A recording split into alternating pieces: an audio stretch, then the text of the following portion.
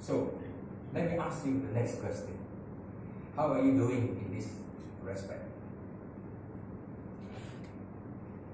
Do you gossip? Are you a habitual gossiper? You know, I cannot help, but every time I go to the kopitiam, the coffee shop, wherever I sit, unless I cover my ear, I tell you 99% I gossip. There is nothing edifying except the coffee. Serious. My dear brothers and sisters, don't do that. 2019, no more. Never again. Have you been a victim of gossip?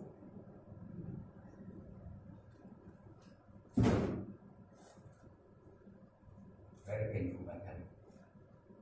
Very, very painful. So let me suggest to you, you may want to be accountable to someone about in this respect. So whenever you are caught gossiping, fine $50. If you are caught gossiping, ask God for forgiveness and stop it. I believe there will be consistency in speech. That's what David said here. The blessed will refuse to call evil good and good evil, in verse 4a. In whose eyes a vile person is despised, but who honors those who fear the Lord. The blessed will speak against evil men and praise the righteous. That's what it means. He will be as honest, listen carefully, he will be as honest in paying respect as in paying bills. He will honor to whom honor is due. You see, when Christians are in poverty and distress, we must sympathize with their suffering and honor the man nonetheless. We may honor the cheap, listen carefully, we may honor the cheap cabinet for the sake of the jewels, but we must not prize false gems because of the expensive casing. For example, if an evil man occupies a high office, the blessed will respect the office, but speak up against the evil done by him. The blessed will not be a hypocrite. The blessed, as to the righteous, he will speak honorably whenever honor is due. In other words, the blessed will ensure that he maintains his uprightness, working on a tightrope, and have a clear conscience. So let me ask you, do you curry favor your boss even when it is crystal clear that your boss has done evil? Be careful. A Christian behavior in this way is extremely damaging to himself or herself and also their family and their religion. It is amount to betrayal to his God and an insult to his holiness. Another sin of the lips that David tells us is breaking the promises. Verse 4b, who swears to his own hurt and does not change. The blessed will keep his promises even when it costs him great loss. He says what he means, and he means what he says. No false promises. There are many people after signing the contract deny it or just run away. Travel agency closed down overnight, leaving the client or the potential traveler stranded. Many of such stories. The blessed will rather suffer loss to preserve his integrity, to preserve his own good name, and and especially the name of Christian. We are blessed by a covenant-keeping God. So we should reflect His character in marriage, in business, in work, in whatever dealing. So I would like to suggest to you, renew your vow if you think that you are running out of strength to continue. Call to mind your first vow. We should bear our loss and keep our honor. Why? Because as blessed, we want to follow our covenant-keeping God. Our covenant-keeping God suffered great pain to fulfill His promise to save us. As we can see, the blessed don't speak lies, but speak the truth from the heart purified by the holiness of God, without which His credibility as Christian is questionable. Now let me ask you another question. Have you cheated your spouse?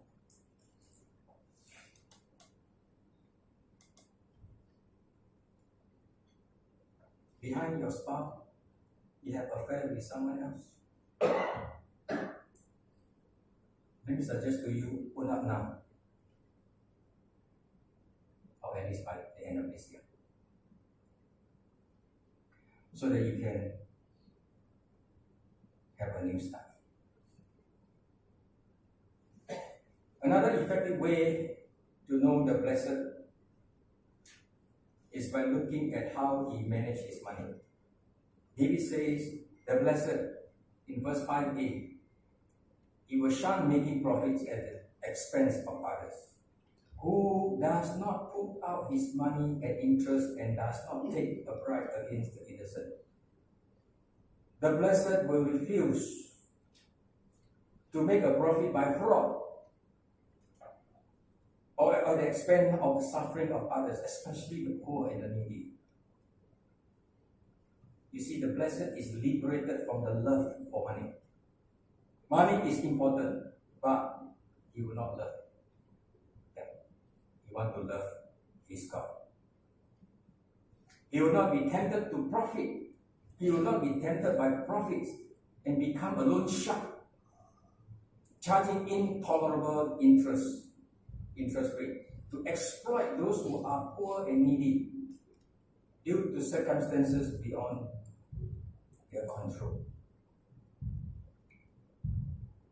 There are many ways that the rich man who have money can make the poor to fill their pocket. But the blessed will remember that they must owe no one anything but love. Remember what Paul said? Owe nothing to anybody but love.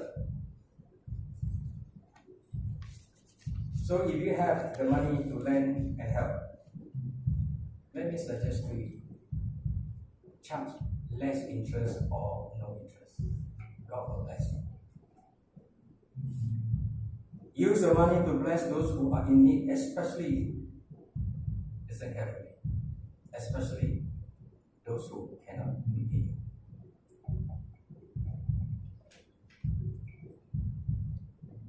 Don't take advantage at the expense of the needy and those who are blessed. Listen carefully.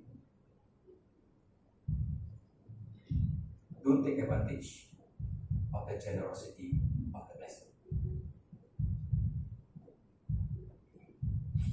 Not every time you go out with this blessed, the generous blessed, and let him or her pay.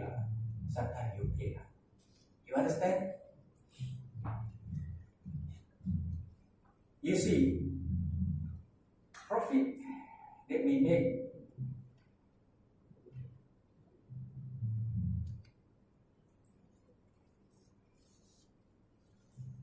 by fraud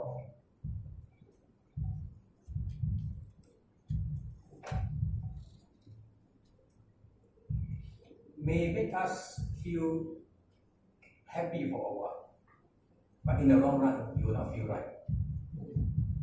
The blessed will also not take pride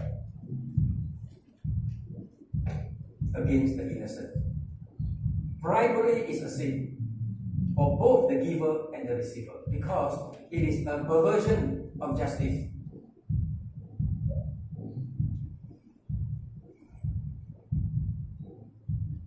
Just a corrupt lawyer take the money and defend the murderer. The innocent is denied the justice he deserves. We ought to remember, listen carefully, we ought to remember that Jesus was tempted with great worldly enjoyment by the devil. But instead of taking the reward, taking the bribe against the innocent, he died for the guilty. Jesus is truly the blessed of God to all people. So the implication. The blessed life is counterculture. Is living in God's holiness against the tides of sinfulness in this world. It is not going to be popular. Yet, David concludes that the blessed will never be moved. Look at verse 5b at the end of the whole psalm. He who does this thing that described above shall never be moved. What does it mean? It means the blessed live a life conformed to the image of Christ Jesus the Savior. His life and work both comforting and confronting. He will be the blessed of all people. Isaiah summarized it very well. I really like this passage. Let me read to you slowly. He who walks righteously, speak uprightly, who despises the gain of oppression, who shake his hand lest they hold a bribe. He will not handle those money. Who stop his ears from hearing of bloodshed and shut his eyes from looking on evil. He will dwell on the high and lofty holiness of God. His place of defense will be the fortress of rocks. His bread will be given him, and his water will be sure. This guy has God to keep, preserve, and prosper. God will honor. Definitely. God's protection is in view here in what Isaiah said. He will honor and keep us if we do this. So don't be afraid. Because the blessed stay true to his faith in God, he will not be shaken. In other words, no storm shall tear him from the foundation, or drag him from his anchorage, or uproot him from his place in Jesus Christ. It is permanent, and he will be able to stand before the judgment seat of Jesus Christ, and to look into the eyes of the eternal judge without fear of condemnation. That is what it means by he shall never be moved. So in conclusion, the blessed walk in uprightness, work with love, speak the truth in love, reject slander, refuse to call evil good and good evil, refuse to break promises, and shun making profits at the expense of others. To live the life of the blessed, we must first be cleansed by the blood of Christ. To conform to his life of holiness, the picture of plunging into the fountain of Christ's redeeming blood, and then follow him all the way. So for the truth of life for today, the blessed live under Christ's blessings and favor forever, and they are a blessing to other people. Application. First, I'm going to give you 2E. Embrace Christ. Believe in him. Believe in Jesus and his word. 2019, we are going to preach from 3 books. The book of Luke, Gospel of Luke, Exodus, and Songs of Solomon. So come regularly every Sunday. Study the word carefully. And the next E is empower. And be empowered by Him so that we can glorify Him all year long. You may say, preacher, it is not because I'm not awed by God, but my life is simply too disturbed to live a holy life. This is simply impossible. What can I say to you? But to point you to Paul's example. Let's learn from Paul. This is what he said. My grace is sufficient for you, for my power is made perfect in weakness. Learn from Paul. When he was plagued by a thorn in the flesh, he sought the Lord in prayer, and he learned that God's grace will be sufficient to make strong his weakness. Take comfort of the word of God. So we must be willing to see difficulty as opportunity to glorify God. I repeat. We must see difficulty as opportunity and not the other way around. Whenever there's opportunity for you to glorify God, just see nothing but difficulty. When we depend on God, the impossible can be made possible. So, let me suggest to you, I think it is in your bulletin, and I purposely printed in such a way that you may be able to stick on your refrigerator. Longing after God. This is a prayer that I extract from the Valley of the Vision, the Puritan prayer, which I find very helpful to remind me that I ought to walk with God and desire Him. So, I would like us to read together. Take out this prayer and read together. My dear Lord, I can but tell thee that thou knowest. I long for nothing but thyself, nothing but holiness, nothing but union with thy will. Thou hast given me this desire, and thou alone canst give me the things desired. My soul longs for communion with thee, for mortifications of indwelling corruption, especially spiritual pride. How precious it is to have a tender sense and clear apprehensions of the mystery of godliness, of true holiness. What a blessedness to be like thee, as much as it is possible for a creature to be like its creator. Lord, give me more of thy likeness. Enlarge my soul to contain fullness of holiness. Engage me to live more for thee. Help me to be less pleased with my spiritual experiences. And when I feel at ease after sweet communing, teach me. It is far too little I know and do. Blessed Lord, let me climb up near to thee and love and long and plead and wrestle with thee and pant for deliverance from the body of sin. For my heart is wandering and lifeless, and my soul mourns to think it should ever lose sight of its beloved. Wrap my life in divine love, and keep me ever desiring thee, always humble and resigned to thy will, more fixed on thyself, that I may be more fitted for doing and suffering.